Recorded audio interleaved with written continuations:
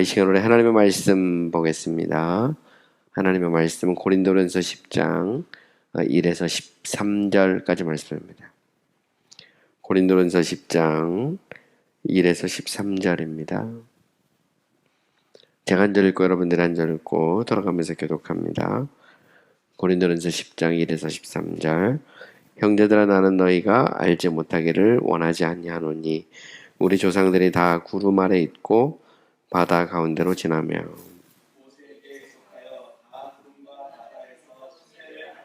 다 같은 신령한 음식을 먹으며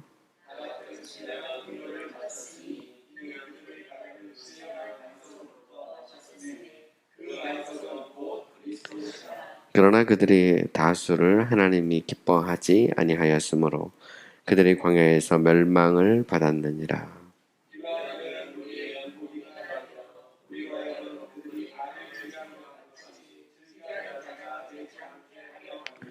그들 가운데 어떤 사람들과 같이 너희는 우상 숭배하는 자가 되지 말라.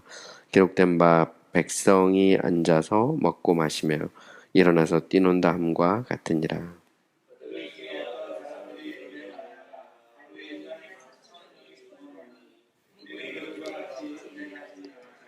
그들 가운데 어떤 사람들이 주를 시험하다가 뱀에게 멸망하였나니 우리는 그들과 같이 시험하지 말자.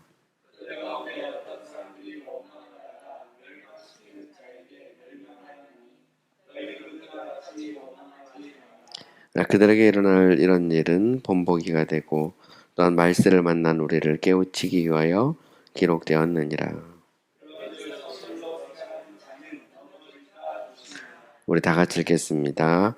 사람이 감당할 시험 밖에는 너희가 당한 것이 없나니 오직 하나님은 미쁘사 너희가 감당하지 못할 시험 당함을 허락하지 아니하시고 시험 당할 즈음에 또한 피할 길을 내사 너희로 능히 감당하게 하시느니라. 아멘. 저는 오늘 본문을 중심으로 과거로부터의 교훈이라는 제목으로 여러분과 함께 말씀을 생각해 보고자 합니다. 우리 이제 수요일 저녁마다 제가 설교할 때마다죠. 이제 제가 설교할 때 고린도전서 말씀을 가지고 함께 생각을 해보고 있습니다.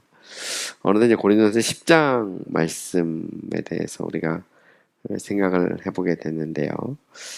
우리 이제 고린도전서를 이제 전체적으로 보면 사도 바울은 당시 이제 고린도 교회 성도들을 향해서 그리고 오늘을 사는 우리들을 향해서 우리 그리스도인들이 이제 어떻게 살아야 될지, 특별히 어떻게 그리스도인답게 우리가 어떻게 거룩한 백성으로 또 성도로서의 삶을 살아가야 될지 그 방법에 대해서 우리에게 가르쳐 주고 있습니다.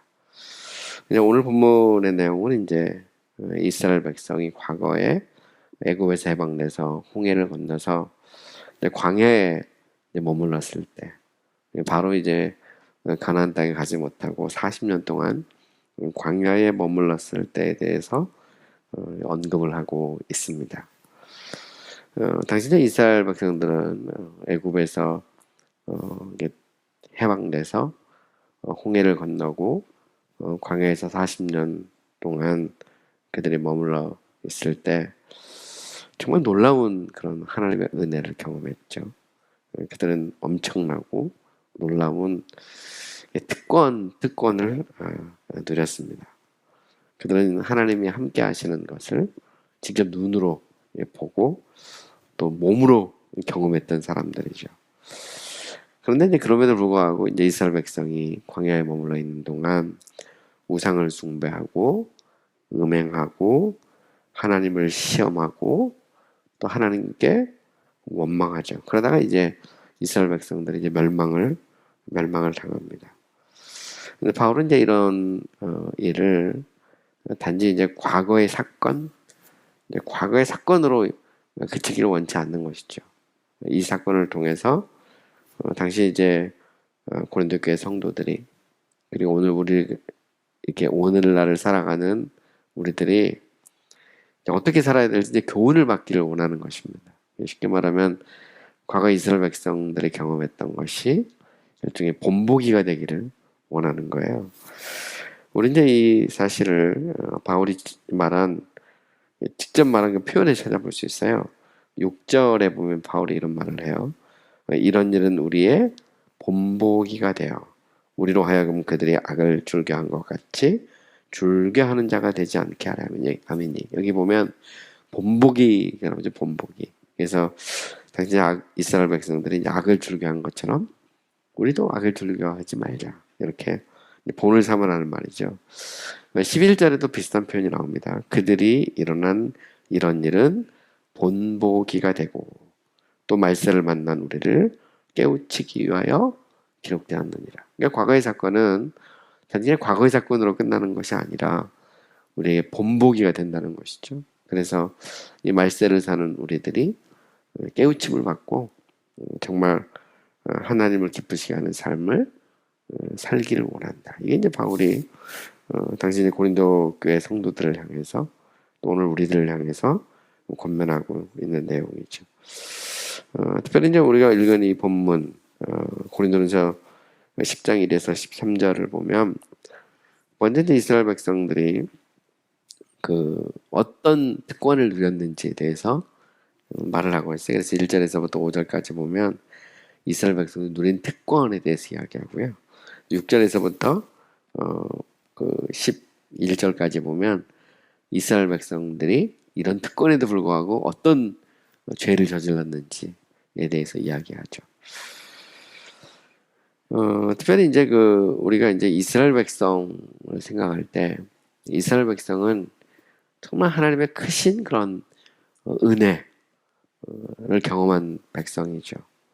사실 이스라엘 백성은 이 세상에 그 어떤 민족, 어떤 백성도 누리지 못했던 놀라운 특권을 누린 그런 백성이었어요.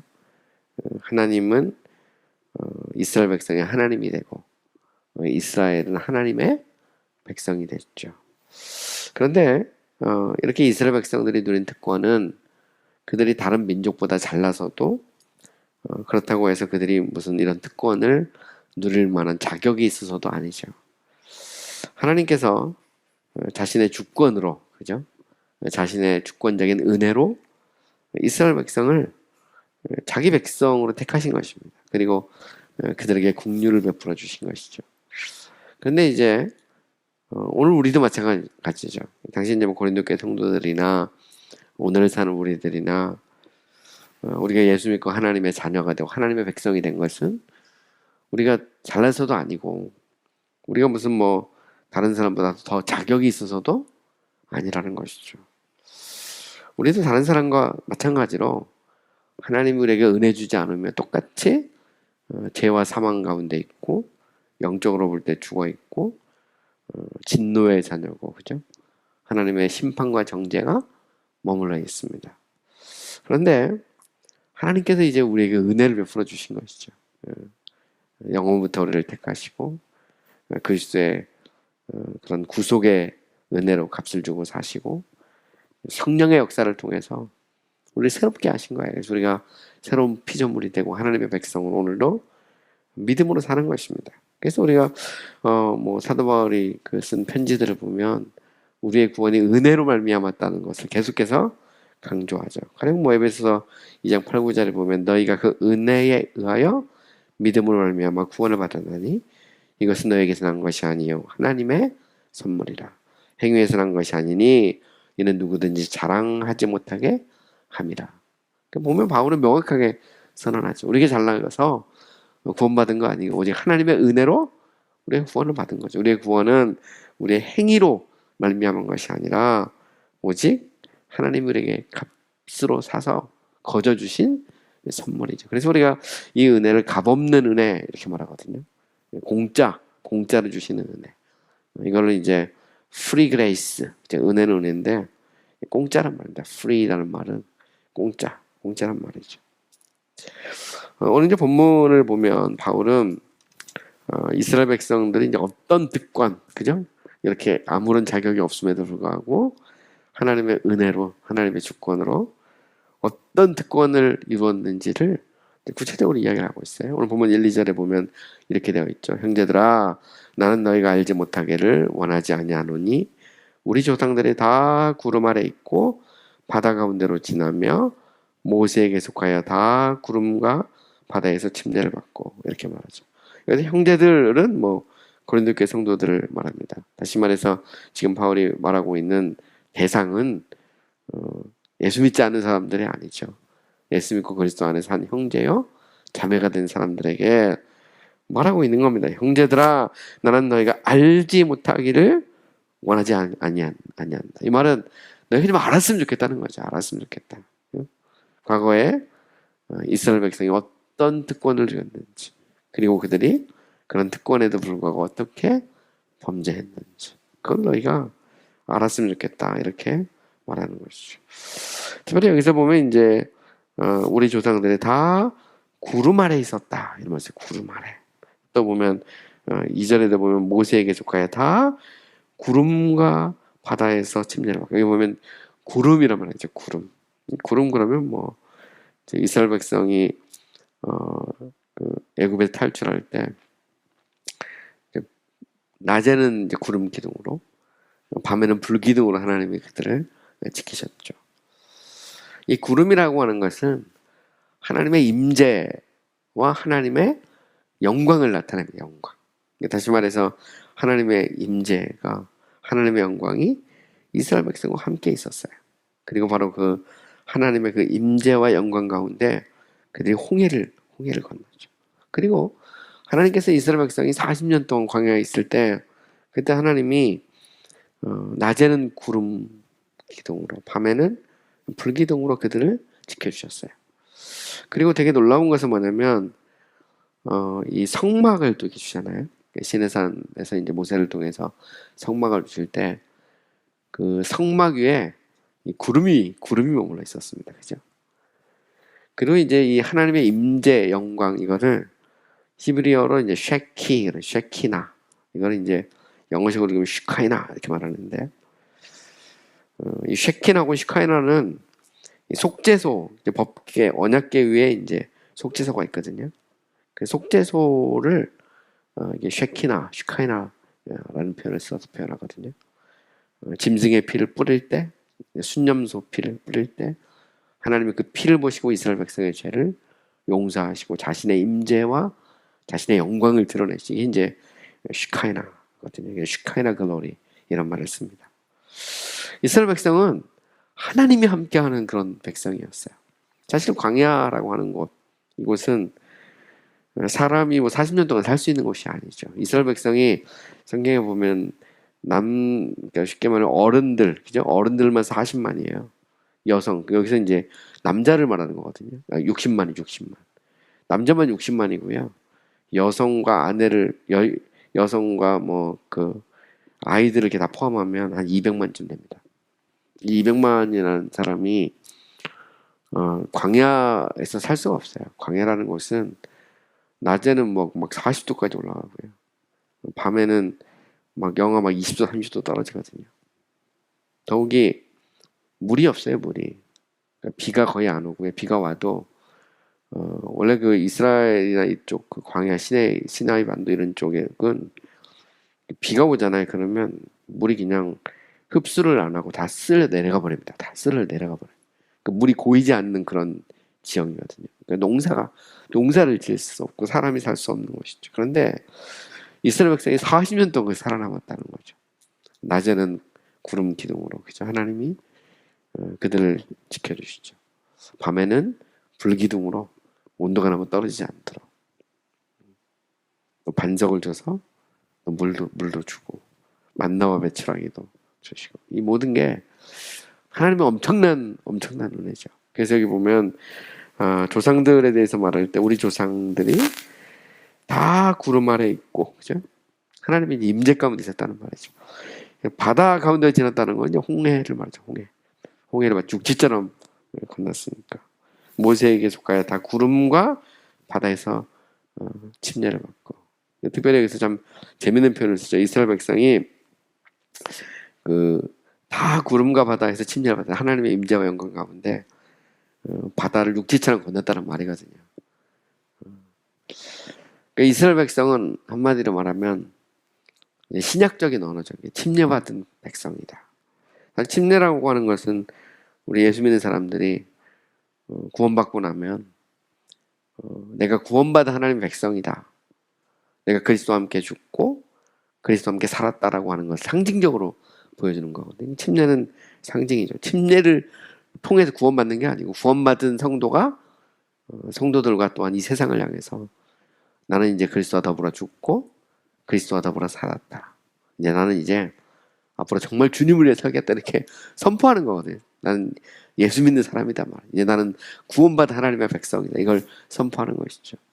여기서 이제 이스라엘 백성들을 얘기할 때 그들이 홍해를 건넜다는 것은 마치 이제 침례를 받는 거하고 좀 비슷하다 이 말입니다. 이 말은 결국 이스라엘 백성이 바다를 걷는 것 자체가 앞으로 이제 그 침례받고 믿음으로 살 하나님의 백성을 상징하는 거 일종의 모형 같은 겁니다. 어쨌든 보면 이제 이스라엘 백성이 홍해를 건너고 광야에서 그들이 살아남은 것 자체가 엄청난 특권이죠. 근데 우리 성도들도 마찬가지.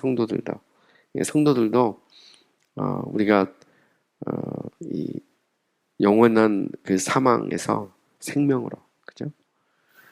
하나님의 어떤 진노와 정죄에서 하나님의 그런 그 은혜와 축복으로 사단의 권세에서 벗어나서 하나님의 자녀로.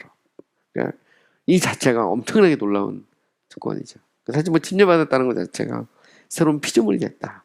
내가 구원받아 하나님의 백성이다. 이것을 상징적으로 보여주는 거거든요. 그러니까 그 자체가 엄청나게 놀라운 특권이죠. 바울은 이제 그 특권을 얘기하는 겁니다. 더욱이 이제 3, 4절에 보면 바울은 또 이런 얘기를 해요.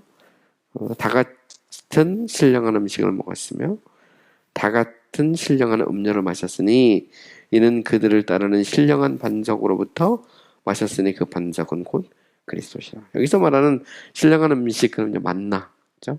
또 메추라기 뭐 이런 것들을 생각할 수 있어요. 특별히 여기서 이제 만나를 생각하죠.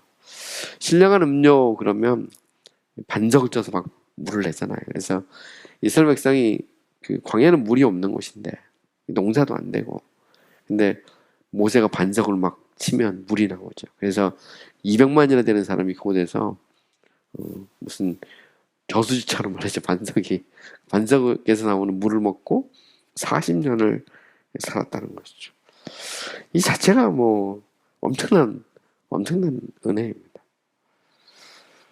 근데 이스라엘 백성이 이렇게 그 광야에서 이제 그 신령한 음식을 먹고 신령한 음료를 마셨다. 만나를 먹고 반석에 나오는 물을 먹었다. 이 자체가 엄청난 특권입니다. 근데 또 되게 재밌는 표현을 쓰죠. 다 같은 신령한 음료를 마셨으니 이는 그들을 따르는 신령한 반석으로부터 마셨으니 그 반석은 곧 그리스도라. 여기 보면 되게 재밌는 말을 써요. 여러분, 이 반석이랄 때 반석은 하나님을 상징하죠. 그죠? 그래서 이 반석을 져서 물을 냈다 할 때 그 물을 내게 하시는 분은 하나님이시거든요. 가령 시편 18편 1, 2절에 보면 다윗은 나의 힘이신 여호와여 내가 주를 사랑하나이다. 여호와는 나의 반석이시요 나의 요새시요 나를 건지시는 이시요 나의 하나님이시요 이시요 내가 그 안에 피할 나의 바위시며 나의 방패시요 나의 구원의 뿌리시요 나의 산성이시요. 여기 보면 하나님은 나의 반석이다 라는 말을 쓰고 있죠. 여기서 물을 내신 분이 하나님이잖아요. 여호와 하나님이 물을 내게 하셨는데 여기서 재밌는 것은 그 반석은 곧 그리스도다. 이 말은 무슨 얘기일까요? 예수 그리스도가 바로 하나님이다. 이런 의미입니다. 이 말은 삼위일체 되신 하나님께서 이스라엘 백성에게 반석을 쳐서 물을 내게 하셨고 그 반석은 예수 그리스도를 상징하죠. 사실 예수님은 이제 그 신약에서 보면 수가성령이랑 대화할 때 자신을 영원히 목마르지 않는 샘물로 표현하시죠. 또한 예수님은 당시 이제 이스라엘 백성에게 오병이어 기적을 일으키고 난 다음에 그 자신을 생명의 떡으로, 만나죠. 영적인 만나로 자신을 비유하십니다. 사실 여기서 말하는 이제 만나, 반석에 나오는 물은 앞으로 오실 그리스도, 또 그리스도를 통해서 우리에게 주실 하나님의 그런 은혜, 이거를 이제 상징하는 겁니다. 모형이죠. 지금 모형.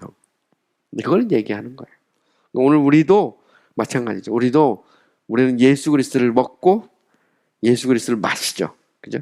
그 상징이 이제 성찬할 때 우리가 그리스도를 먹고 마시잖아요.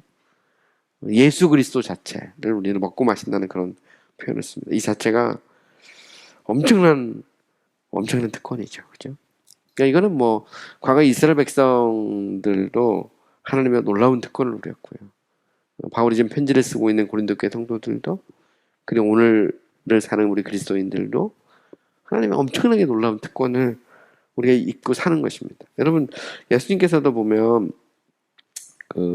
죽으시고 승천하시기 전에 마지막 지상 명령시하는, 그때 보면 볼지어다 내가 세상 끝날까지 너희와 함께하겠다. 주님은 지금도 성령으로 우리와 함께 하시죠.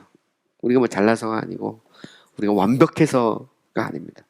때로 연약하고 부족하지만 예수 그리스도의 공로로, 그죠? 예수 그리스도의 그 성취된 의를 기초로 우리가 오늘도 하나님 앞에 믿음으로 나가면 하나님이 우리와 늘 함께 하시고 우리와 동행하시죠. 우린 그것을 믿습니다. 아멘. 우린 그걸 믿죠. 하나님이 우리와 함께 하는 것, 그 자체가 엄청난 특권이죠. 이 땅을 다스리고 통치하시는 그 하나님이 임마누엘로 늘 우리와 함께 하신다. 그 자체가 엄청난 특권입니다. 이게 이스라엘 백성이 광야에서 그들이 그 바다를 건너고 또 이 하나님의 임재를 상징하는 구름 아래 있고, 또 그들이 그곳에 그 아래 있으면서 신령한 음식을 먹고 신령한 음료를 마시고, 이 자체가 엄청나게 특권이죠. 근데 이제 문제는 뭐냐면 이스라엘 백성이 이런 하나님이 주신 특권에도 불구하고 그들이 악을 따르죠. 그러니까 악을 따라서 그게 이제 그들이 하나님의 심판을 받는, 그게 이제 5절 보시면, 그러나 그들의 다수를 하나님이 기뻐하지 아니하셨으므로 그들이 광야에서 멸망을 받았느냐. 6절 보시면, 이러한 일은 우리의 본보기가 되어 우리로 하여금 그들이 악을 즐겨한 것 같이 즐겨하지 아니하는 자가 되게 하려 함이니. 그러니까 이스라엘 백성은 이런 특권에도 불구하고 악을 즐거워했다. 이게 이스라엘 백성의 비극이죠. 이스라엘 백성이 출애굽을 하고 나서 20세 이상 이 성인들은 여호수아와 갈렙 빼고 모세까지 포함해서 한 사람도 가나안 땅에 못 들어갔어요. 전부 광야에서 죽고 그 자손들만 이 가나안 땅으로 여호수아의 인도 아래 들어가죠. 그러니까 결국 그 놀라운 특권을 받았음에도 불구하고 이스라엘 백성들은 이제 광야에서 하나님의 심판을 받죠. 뭐 이걸 이제 어떤 분들은 이렇게 적용하기도 해요. 이 자체가 우리도 구원을 잃어버릴 수 있다, 뭐 이렇게 주장하기도 하는데, 그렇게 해석하기는 좀 어렵고요. 이제 구원의 측면에서 우리가 구원받았어도 믿음으로 살지 못하면 구원을 잃어버린다. 그거는 이제 말도 안 되고, 그런 의미라기보다는 올해 여기에서 이제 우리가 가르쳐 주는 것은 그들을 본받아서 우리가 그렇게 살지 말아야 된다. 그걸 얘기하는 겁니다. 우리가 그들이 악을 즐겨한 것처럼 우리 악을 즐겨하지 말자는 거예요. 이 말은 우리의 구원을 잃어버리는 게 아니고, 사실 이제 그 사도 바울이 이제 갈라디아서나 이런 데서도 계속 그 문제를 제기하는 게 그거거든요. 당시 이제 소위 말하는 이제 안티노미안이라는 사람이 있어요. 안티노미안이라는 건 뭐냐면, 은혜 받았으니까 율법은 더 이상 필요 없다는 겁니다. 내 구원 받았으니까 이제 더 이상 이제 구원은 따라왔으니까 마음대로 살아도 된다. 근데 그건 아니라는 겁니다. 바울도 오늘 이제 고린도전서를 통해서 고린도 교회 성도들에게 말하는 거죠. 그 중에 한 본문이 이 본문이거든요. 과거 이스라엘 백성들이 멸망을 받았는데 그것이 본보기다 말이에요. 우리 예수 믿는 사람들이 그렇게 어리석게 은혜 받았는데 은혜 받았으니까 마음대로 살아서는 안 된다. 이제 그걸 얘기하는 것이지. 우리가 예수 믿어도 믿음으로 살지 않으면 구원을 잃어버린다. 그걸 말하는 것은 아니다 라는 것을 우리가 좀 알아야 되죠. 그래서 우리가 항상 성경을 해석할 때 성경 전체적으로 이렇게 해석을 해야 됩니다. 어느 한 본문과 사건을 가지고 그거를 이제 마치 전체인 것처럼 해석을 하면 오류가 발생하는데, 그 중에 하나가 이제 이런 본문이죠. 그래서 보통 이제 구원이라고 할 때 그걸 이제 가나안으로 하나님 나라로 들어가는 걸 요단강 건너는 걸 보통 구원으로 보거든요. 그래서 스펄전 목사님 같은 경우는 설교할 때 보면 구원에 대해서 이야기할 때 요단강 건너는 걸로, 어떤 사람도 그렇게 얘기합니다. 홍해를 건너는 건 구원이고 요단강 간다는 건 천국이다, 이렇게 해석을 하는데 사실 꼭 뭐 그렇지 않을 수도 있어요. 너무 우리가 이제 거기에다가 이렇게 막 집어넣으면. 근데 어쨌든 스펄전 목사님 같은 경우는 구원을 해석할 때 원래 이제 가나안이라는 건 하나님의 나라를 상징하니까 그런 면에서 이제 가나안을 들어가는 그거를 이제 구원으로 이렇게 해석하기도 하는데, 어쨌든 뭐 그 자체가 일종의 이제 모형적으로 이제 해석을 할 때 우리가 그 하는 거고, 이제 중요한 건 이제 성경의 해석의 범위를 넘어가지 않는 게 되게 중요하죠. 그래서 우리가 성경을 해석할 때 보면 성경이 말하는 것까지만 가면 됩니다. 성경이 멈추면 나도 멈추고, 성경이 가면 나도 가고, 그죠? 그게 이제 맞는 거고, 오늘 본문도 그렇죠. 오늘 본문도 바울은 야, 너희가 이렇게 이스라엘 백성들 살면 구원을 잃어버린다, 이거를 얘기하고 있는 게 이게 아니고, 이스라엘 백성처럼 그렇게 어리석게 살지 마라. 구원받았으면 구원받은 성도들처럼 믿음으로 살아라, 이걸 이제 얘기하고 있는 거라는 걸 우리가 좀 생각해 봐야 되죠. 자, 어쨌든 보면 이제 바울은 이제 7절에서부터 구체적으로 이렇게 은혜 받았음에도 불구하고, 하나님이 주신 이 놀라운 특권을 받았음에도 불구하고 이스라엘 백성이 어떤 악을 행했는지를 알 수 있죠. 이 악은 사실 뭐 우리가 정말 주님을 알면 이렇게까지 이런 악을 행하지 않습니다. 보면 우리가 무슨 금송아지 만들어 거기다 절을 하겠습니까? 뭐 그런 거 안 하고, 그건 아니고 경계하는 것이죠. 경계라는 차원에서 말하는 겁니다. 어쨌든 자, 7절을 보면 이스라엘 백성은 먼저 우상숭배 죄를 범해요. 7절 보시면 이렇게 되어 있어요. 그들 가운데 어떤 사람들과 같이 너희는 우상숭배하는 자가 되지 말라. 기록된 바 백성이 앉아서 먹고 마시며 일어나서 뛰는 다음과 같으니라. 여기 보면 이스라엘 백성들이 이제 그 모세가 십계명을 받으러 시내산에 갔을 때, 이제 그 하나님의 계명을 받으러 시내산에 갔을 때, 그때 이제 모세가 40일이 이제도 오지 않잖아요. 그러니까 죽었다 생각하고 그들이 아론을 막 부추겨가지고 금송아지 만들어 놓고, 이 금송아지가 우리를 애굽에서 인도한 해방시킨 여호와 하나님, 야훼 하나님이다, 막 그렇게 말하면서 막 먹고 마시고 뛰놀고 막 그러거든요. 근데 이제 하나님께서 그것을 보시고 이제 모세를 보내고, 모세가 막 십계명 돌판 던지고 막 그런 장면이 나오죠. 그리고 결국 이제 그 레위인들을 통해서 당시 보면 우상을 숭배했던 사람들 3,000명을 막 칼로 죽이게 하는 사건이 일어나죠. 이것과 관련해서 이제 그 사도 바울은 당시 이제 고린도 교회 성도들에게 그들 가운데 어떤 사람들과 같이 우상 숭배하는 자가 되지 말라는 겁니다. 당시 이제 고린도 교회는 우상 숭배가 좀 심각한 문제였거든요. 그래서 우상의 제물을 먹는 거 이런 것 때문에 이제 막 논쟁이 되기도 하고요. 왜냐면 이제 원래 이 고린도라고 하는 도시가 그리스 로마, 소위 그레코 로마 세계의 대표적인 도시거든요. 로마 제국 내에서 가장 큰 상업 도시입니다. 미국으로 말하면 뉴욕과 같은 그런 도시거든요. 우상 숭배가 아주 팽배했어요. 근데 심지어 예수 믿는 사람조차도 자꾸 거기 이제 끼고 다고 뭐 그런 사람도 있으니까, 너희는 우상 숭배하다가 그 3,000명이나 죽고 정말 하나님의 그런 진노와 저주를 받아 이스라엘 백성처럼 우상 숭배하지 마라, 이렇게 권면하고 있는 것이죠. 여러분, 이제 하나님은 십계명을 통해서 나 위에 다른 신을 두지 말라, 너희를 위하여 새긴 우상을 만들지 말라, 내 이름을 망령되이 일컫지 말라. 하나님은 우상 숭배에 대해서 굉장히 중요하게 생각하죠. 근데 사실 우상이라고 하는 것은 하나님 빼고 나머지 피조물을 신처럼 섬기면 다 우상입니다. 그래서 뭐 심지어는 마누라도 우상될 수 있고, 심지어 뭐 자녀도 우상될 수 있고, 돈, 그죠? 그래서 예수님은 이 하나님과 돈을, 만몬을 동시에 섬길 수 없다고 말하잖아요. 그래서 돈을 우상으로 섬길 수 있는 겁니다. 우리는 뭐 이렇게 막 새긴 거, 뭐 이런 것만 생각하지만, 사실 하나님 외의 피조물을 하나님보다 더 섬기면 이제 우상이 되는 거죠. 거기에 대해서 이제 경계하고 있는 것입니다. 두 번째는 이제 음행의 문제, 음행. 8절에 나오죠.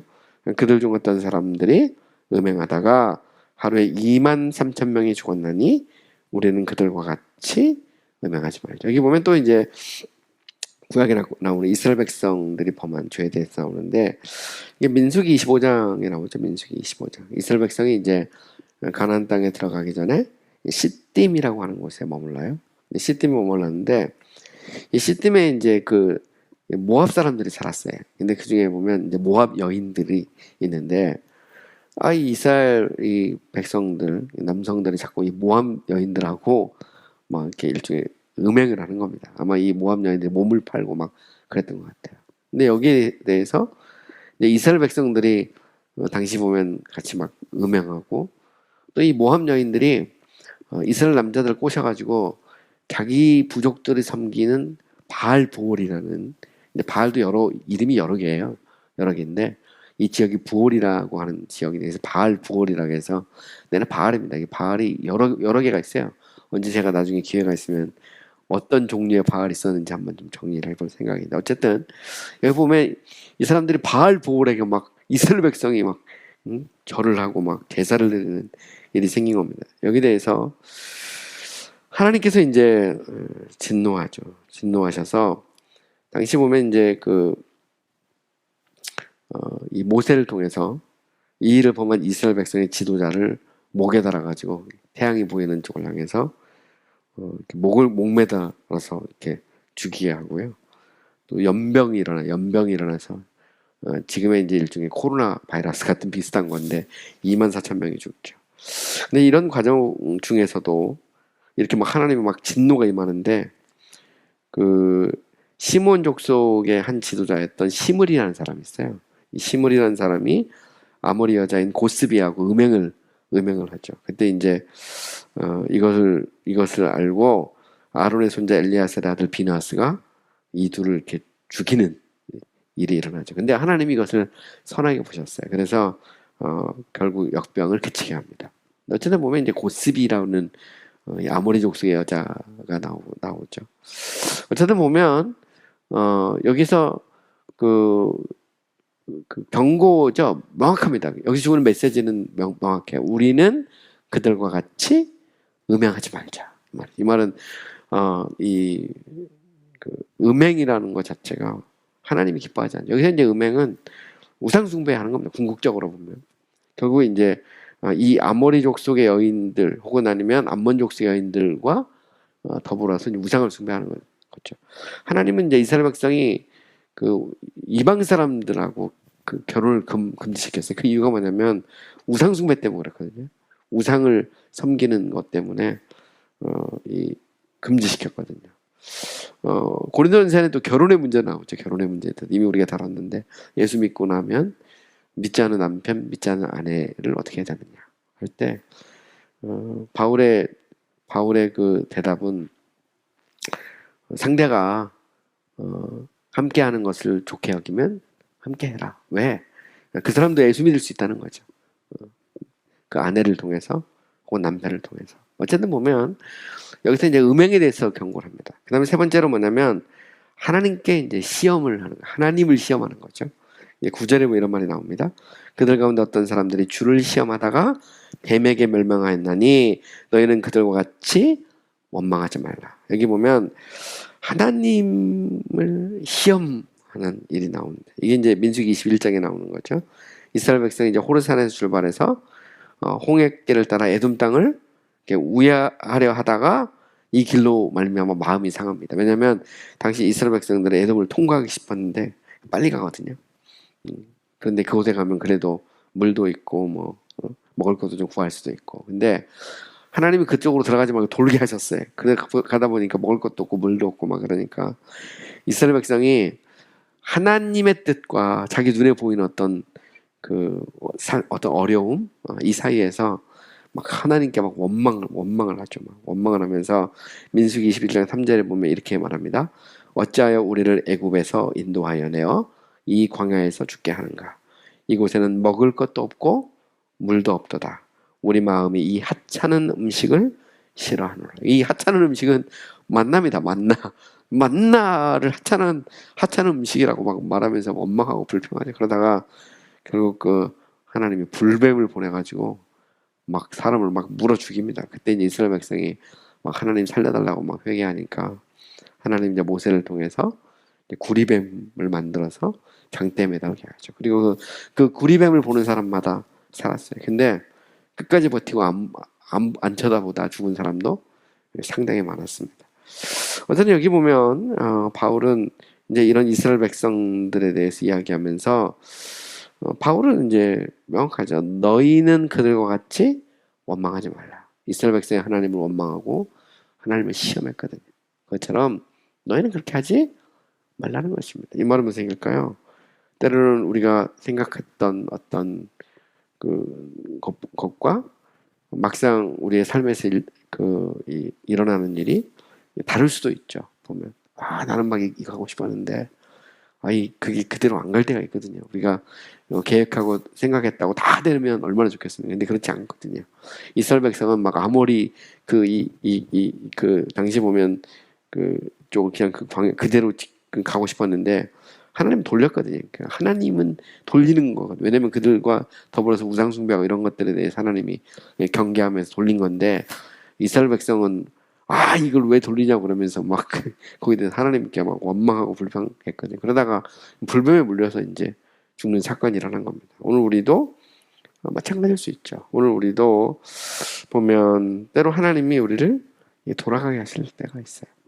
때로 우리의 계획과 우리 생각대로 안 될 때가 있죠. 그때도 원망하지 말라는 겁니다. 하나님을 시험하지 말라는 거예요. 하나님은 어쩌여 이런 일을 내게 주셨습니까? 당신은 살아계십니까? 뭐 이러면서 막 하나님을 시험하고 원망하지 말라. 이게 이제 바울의 권면이죠. 더 나가서 이제 그 10절에 보면 원망에 대한 얘기가 구체적으로 좀 더 원망에 대해 구체적으로 나오는데 그들 가운데 어떤 사람들이 원망하다가 멸망시키는 자들에게 멸망하였나니 너희는 그들과 같이 원망하지 말자. 이건 이제 민수기 16장에 나오는 사건입니다.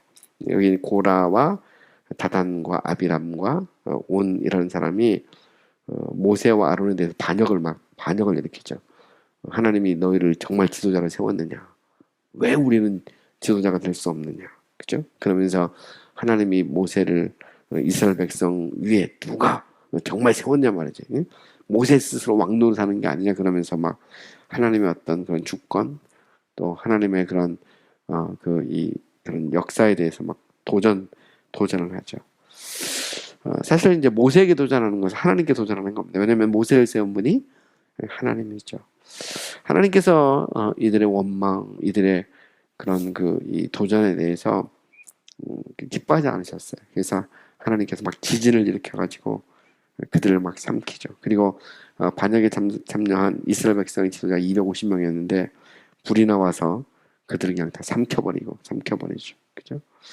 또 더 나가서 그 반역을 따르던 이스라엘 백성들에게는 역병을 내리죠. 역병. 그래서 모세가 이 향로를 가지고 이스라엘 백성들 앞에 설 때까지 보면 14,700명이 역병으로 죽습니다. 엄청난 사건이죠. 결국 보면 바울이 이제 이 사건을 언급하는 거예요. 그러면서 말하죠. 너희는 그들과 같이 뭐 하지 말라? 원망하지 말라. 이게 이제 하나님이 기뻐하시는 것이 아니라는 겁니다. 그래서 이스라엘 백성들은 우상 숭배하고 그들이 또 또한 하나님을 시험하고 또 그들이 또 음행하고 또 원망하고 하나님께 도전하고 그러다가 그들이 이제 그곳에서 하나님의 심판을 받았어요. 그러니까 그들 하나의 중에 그 본복이라는 거예요. 본복이. 그래서 오늘 본문을 잘 보시면 이 11절에 나오죠. 11절. 그들에게 일어난 이런 일은 본보기가 되고 또한 말세를 만난 우리를 깨우치기 위하여 기록되었느니라. 여기서 말세라고 하는 것은 예수님이 초림하고 재림할 때까지만 있습니다. 이미 바울은 종말론적 의식을 갖고 살았거든요. 그래서 말세를 사는 고린도 교회 성도들을 향해서 너희는 이스라엘 백성처럼 그렇게 어리석게 살지 마라. 너희가 정말 구원받은 백성이라면 너희는 우상 숭배하지 말고 하나님을 시험하지 말고 음행하지 말고 그리고 또한 너희는 이 하나님을 향해서 원망하거나 불평하거나 하나님이 세우신 어떤 주권에 대해서 도전하지 마라. 이게 이제 바울이 당시 이제 고린도 교회 성도들에게 권면하고 있는 것이죠. 이건 또 이제 오늘 우리를 향한 또 하나님의 말씀이기도 합니다. 그러면서 오늘 본문 12, 13절 뭐 너무 유명한 말씀이죠. 우리 12, 13절을 우리 다 같이 한번 읽어볼까요? 12, 13절 다 같이 읽겠습니다. 그런즉 선줄로 생각하는 자는 넘어질까 조심하라. 사람이 감당할 시험 밖에는 너희가 당한 것이 없나니 오직 하나님은 미쁘사 너희가 감당하지 못할 시험 당함을 허락하지 아니하시고 시험 당할 즈음에 또한 피할 길을 내사 너희로 능히 감당하게 하시느니라. 여기 보면 이제 그 바울은 그런즉 선줄로 생각하는 자는 넘어질까 조심하라. 여기 보면 우리가 예수 믿고 구원받은 성도라도 바울은 우리가 얼마나 연약한 존재인지 알죠. 얼마든지 우리가 정신 못 차리면 넘어질 수 있다는 겁니다. 그죠? 섰다고 생각하면 넘어질까 조심해라. 얼마든지 우리가 우리 삶 속에 넘어질 수 있다는 거죠. 뭐 그렇다고 우리가 구원을 잃어버리지 않는다고 하더라도 넘어질 수 있죠. 능력 없는 그리스도인의 삶을 살 수 있죠. 그래서 이제 장길의 그런 이제 침략 신학자거든요. 장길의 조의 신학책이나 그런 주석에 보면 이제 길은 이런 얘기를 합니다.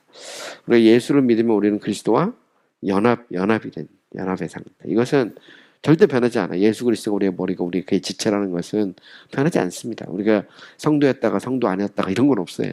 하나님의 자녀였다가 하나님의 자녀 아니었다가 이런 건 없습니다. 우리가 예수 믿으면 그리스도의 신부가 되는데 그리스도 신부 됐다가 다시 또 이혼 당했다고 이런 건 없다는 거죠. 그리스도의 연합의 상태는 안 바뀌어요. 그런데 그리스도와 교제의 상태는 얼마든지 깨질 수 있다는 겁니다. 우리 안에 능력 없는 삶을 살 수 있죠. 그 대표적인 사람이 아브라함의 조카였던 롯과 같은 사람이에요. 롯은 의로운 사람이거든요. 그 자체로 보면 구원받았습니다. 그러나 영향력이 없잖아요. 그죠? 소돔과 고모라에 들어가서 심지어는 딸들도 사위도 마누라도 그죠? 부인도 혼자만 반드시 신앙생활 받으시 그죠? 부끄러운 구원을 받는 거죠. 어떻게 보면 반드시 신앙생활 했던 사람이 이제 롯입니다. 그죠? 뭐 그렇게 살 수 있죠. 얼마든지 살 수 있는데 그렇게 살자 말아야 되죠. 그럼 그 비결이 뭐냐? 오늘 본문 나오죠. 그런즉 선줄로 생각하는 자는 넘어질까 조심해라. 늘 깨워서 조심하라는 겁니다. 과거 이스라엘 백성들이 멸망했던 것을 본보기로 삼아서 그죠? 그들처럼 살지 말고 믿음으로 거룩한 삶을 살라는 것이죠. 그러면서 또한 바울은 오늘 본문을 잘 보고 13절에서 보면 우리가 이제 이 험한 세상을 살 동안 시험이 없을 수는 없어요. 그죠? 시련도 있고 역경도 있습니다. 우리가 예수 믿었다고 해서 우리의 죄된 본성이 뭐 갑자기 좀 예수님처럼 되는 것도 아니고, 그죠? 성화의 과정이 필요합니다. 또 사단이 우리를 내버려 두진 않잖아요. 우는 사자처럼 잠길 자를 찾고 있단 말이죠. 또 이 세상이 예수 믿는 사람들에 대해서 그렇게 호의적이지 않거든요. 얼마든지 이 세상은 예수 믿는 사람들에 대해서 도전하고 때로는 또 비방하고 얼마든지 그럴 수 있거든요. 그러니까 우리를 유혹하는 건 뭐 너무나 많습니다. 너무나 많은데 때로 이제 우리가 또 어떤 시련을 당할 수도 있고 역경을 당할 수도 있죠. 근데 참 놀라운 건 13절입니다. 사람이 감당할 시험 밖에는 너희가 당한 것이 없나니 오직 하나님은 미쁘사 너희가 감당하지 못할 시험 당함을 허락지 아니하시고 시험 당할 쯤에 피할 길을 내사 너희로 능히 감당하게 하시는. 여기 보면 너희로 능히 감당하게 하신다. 이게 이제 되게 중요하죠. 이 말은 끝까지 참고 견디고 그걸 승리한다는 말입니다. 그러니까 하나님이 우리가 정말 믿음으로 살고자 하면 거룩한 백성으로 살고자 하면 하나님이 지켜주신다는 겁니다. 시련과 역경 속에서도 시련과 역경을 겪는다고 해서 우리가 다 막 땅바닥에 떨어지거나 넘어지고 그런 건 아니거든요. 그래서 하나님을 바라보고 의지하고 그러면 또 우리가 환경을 바꾸시는 하나님을 우리가 믿는 것이죠. 그러니까 우리 예수 믿는 사람들은 굉장히 긍정적인 사람들입니다. 이게 이제 예수 믿는 사람들은 이제 오뚜기 같은 거죠. 넘어지면 또 일어나고 넘어지면 또 일어나고. 저는 이게 예수 믿는 사람들의 진짜 모습이라고 생각해요. 하나님 기뻐하시는 아름다운 모습, 그죠? 이런 삶을 살면 참 좋죠. 그래서 히브리서 11장에 보면 수많은 믿음의 영웅들이 나오는데 우리가 비록 연약하지만 또 때로는 넘어지고 쓰러질 수도 있지만 그러나 그럼에도 불구하고 감당지 못할 시험 당함을 허락지 아니하시고 또 시험 당할 즈음에 피할 길을 주시는 그 하나님, 그 하나님을 믿고 우리가 능히 이길 줄 믿습니다. 그래서 주님 오실 그날까지 우리 사랑하는 성도들이 믿음으로 승리하고 정말 하나님 앞에서 쓰임 받는 그리고 성숙한 우리 성도님들 됐으면 좋겠습니다. 우리 다 같이 기도하겠습니다. 오늘 말씀을 기억하면서 우리 한번 기도해.